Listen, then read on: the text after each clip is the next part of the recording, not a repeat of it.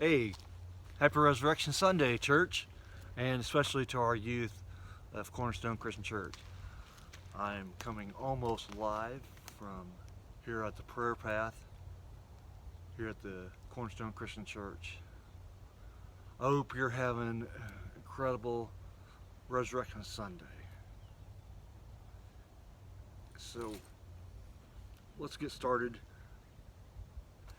My message this morning is I want to talk to you about, I thought about many things. I love Resurrection Sunday. I love this week that we've had. Thinking about what Christ would have gone through in the last week as he went towards the cross and to the day that we're celebrating today, to the resurrection of Jesus Christ. I love this day. I love this week. It's my favorite time of the year. There was a skit group called One Time Blind, and they're still around on YouTube. So if you look up One Time Blind, I may even put a link to their resurrection skit on here. But I remember in their live video they had like an opening where they were doing some of this kind of almost a stomp type thing. And one thing they kept saying was, "He's a king." And the audience would respond, "And I'm not. He's a king, and I'm not. He's a king, and I'm not." And they would say a bunch of other things, and they kept going back, "He's a king, and I'm not." When I was a teen in youth group, we would sing the song, "King Jesus is all, my all in all, and I'll know he'll answer me when I call. Walking by his side, I'm satisfied. King Jesus is all, my all in all." So I think about Resurrection Sunday. I kept coming back to, he's a king. He's the king of our lives today because he is risen. He is risen, church. He is risen, youth. You said, he's risen indeed. He is risen. So youth, this is a great day to celebrate because he is risen and he's a king and I'm not. So I want to ask you, my first question is Jesus king in your life? I know we've heard this last year about Kanye and his song, but Jesus is truly the King of Lord of Lords. Reading from Luke 23 and 38 here, he said, "There was a written notice above him which read, 'This is the King of the Jews.'" When Jesus was being crucified, he had a notice written above his head that said, "This is the King of the Jews."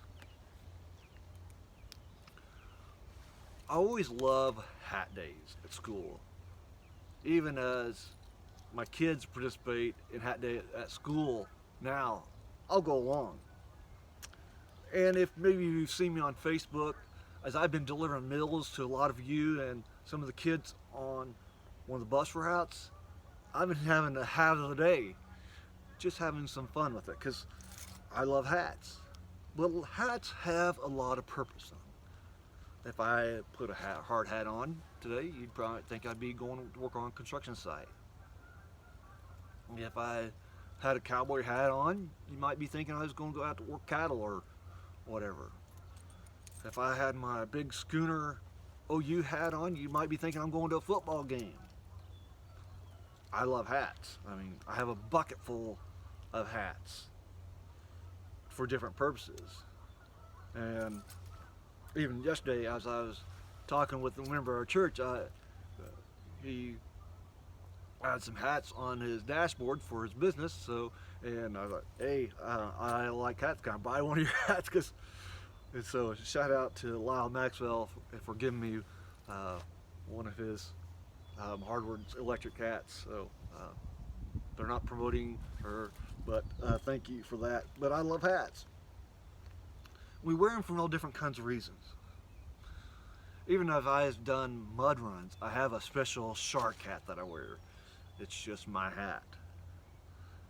If I'm going on with the Boy Scouts on a bike ride, I'm going to wear my bike helmet because I want to be safe and required to wear a hat. But there's another one that I brought with me today. And see if you can guess what it's for.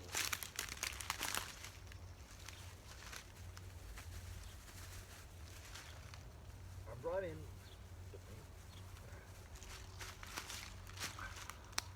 a special hat.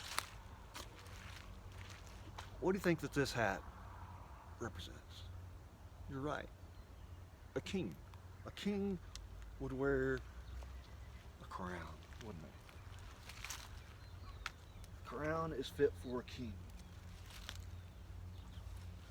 Now, you know that, studying from your history, that a king was a ruler of a territory, or someone even who would inherit the position. Sometimes an office or a certain region. You knew that someone who wore a crown was someone of royalty. And as we celebrate Resurrection Sunday today, we think about a king who was born over 2,000 years ago. He was different from most kings. But what made him different? Did he live in a palace? No. Where was he born? Was he born in a great big, nice hospital or something? No. He was born in a stable. Did he wear a beautiful robe filled with, or a crown filled with jewels? No. Did he have any servants waiting on him, hand and foot? Did he have soldiers to fight his battle? No. In fact, when he died, and they placed him in that tomb, they had soldiers guarding it so no one would steal it.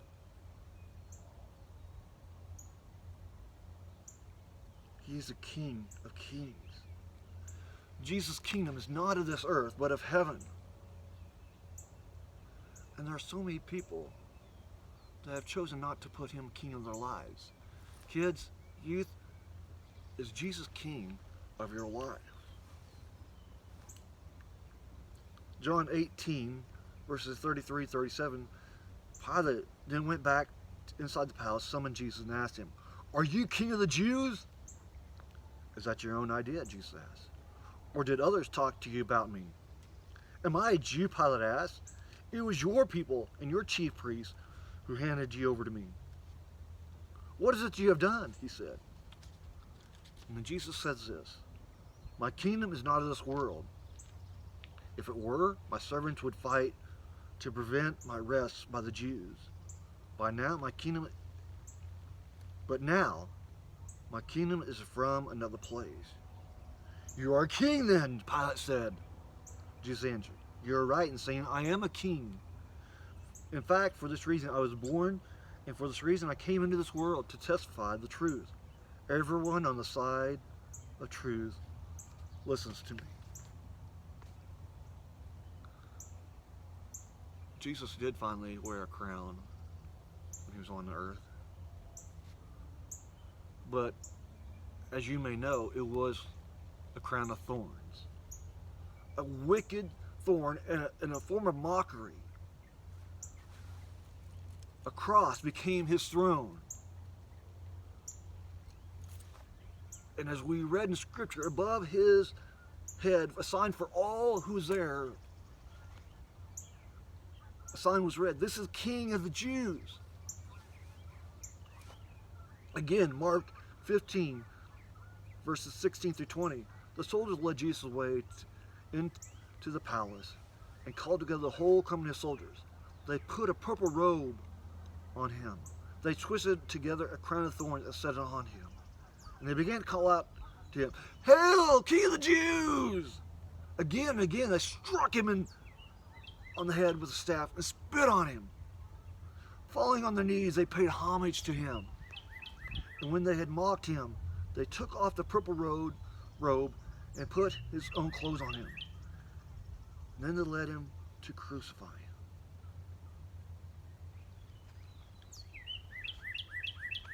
They were mocking the King of Kings and the Lord of Lords. They put a crown of thorns on him, struck him. And have you seen the thorns? I remember when I was first started in Boy Scouts, I was in a thorn field and I got one stuck in my kneecap. And it felt like it drove through, and it hurts. Can you imagine this crown of thorns? And they just kept driving it, beating him and mocking him. My Jesus, your Jesus. They were mocking him. They put the purple robe on him, again to mock him. As he was sitting there bleeding, they put this purple robe on him. And they stripped it off. I'm sure imagine it was caked with blood and then ripped out.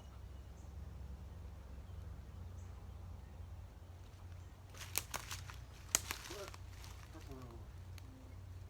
They kept beating and mocking. They kept mocking our Jesus.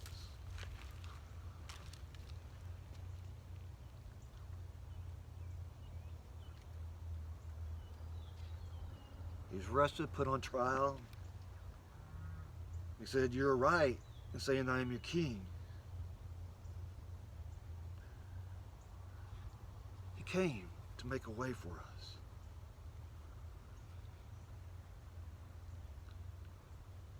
Have you ever noticed how the New Testament opens? In the 2nd chapter of Matthew, verse 2, it says, "Where is the one who has been born King of the Jews? We saw the star in the east and have come to worship him." The wise men knew of Jesus, and they came to worship the King of Kings. And if you go to Revelation chapter 19, verse 16, you'll see how the Bible ends. On his robe and on his thigh, he has a name written, King of Kings and Lord of Lords. We have a king that came to this earth as a baby. And he has risen. He is alive, church. He's alive, young people. Jesus is not dead. God's not dead. He is alive. And that's why we celebrate today, to celebrate his resurrection. On his robe and on his thigh, he has the name written, King of Kings and Lord of Lords. Jesus is coming back because he is alive.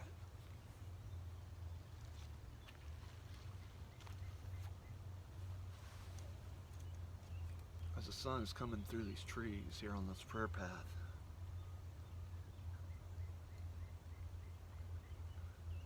can't help but thinking how that morning was like.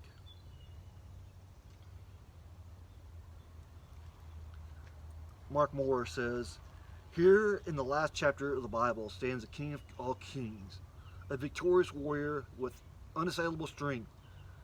In face of an uncertain future is the image of a coming king that sustains the saints through the thick side of suffering."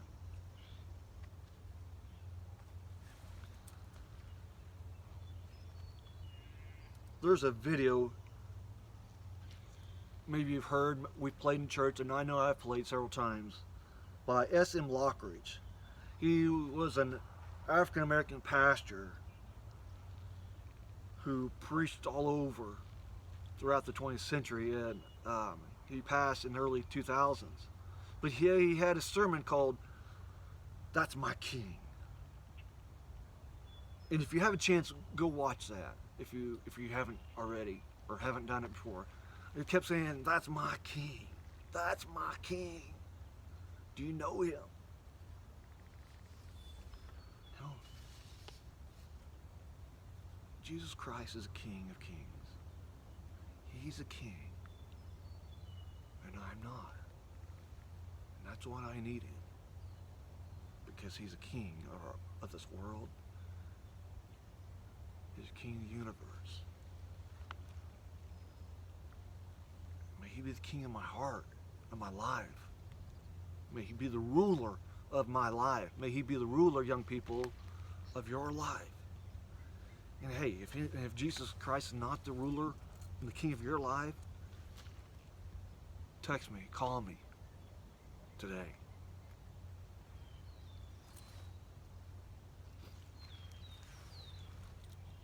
My favorite band put out a song just a few years ago, and I can't help thinking of it, and it's one of my favorite. It's off their album Fallen, and it ends the album, and how appropriate, because it's how the Bible ends, with Jesus being the King of Kings. Do you believe in God? Do you accept His mercy? Or is He just a fairy tale? Is Christ a fake or fraud? Or is He true and worthy?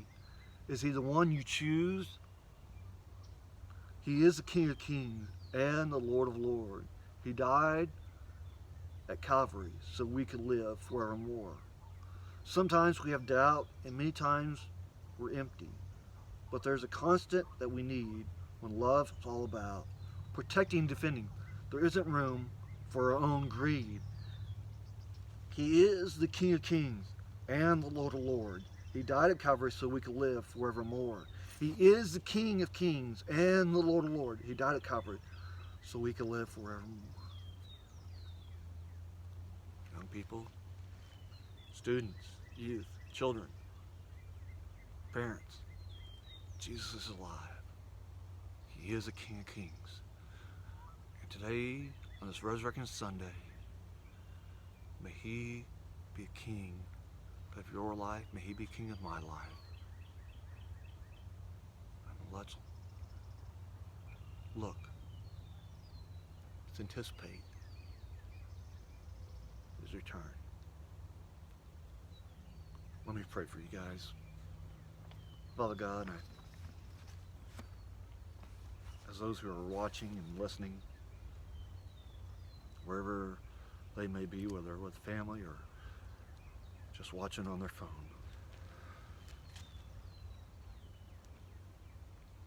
may You, Lord, be their King. May they rule their life. May they worship You as You've called us to worship.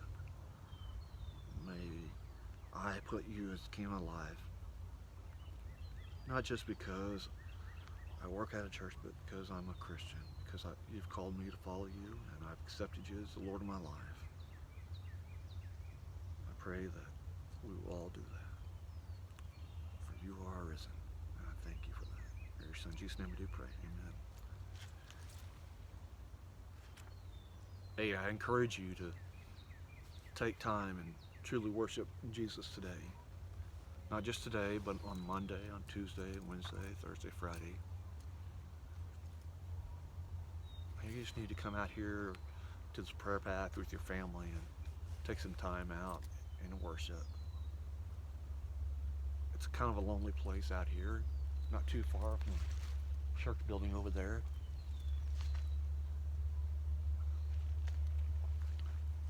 And just sit before the image of the cross and worship the King of Kings. I know people say, hey, hey guys, I love you, but you know I truly do. And if you really know who I am, you know I do too. And so thank you for listening. Listen to the Word of God, most importantly. I hope to see you soon.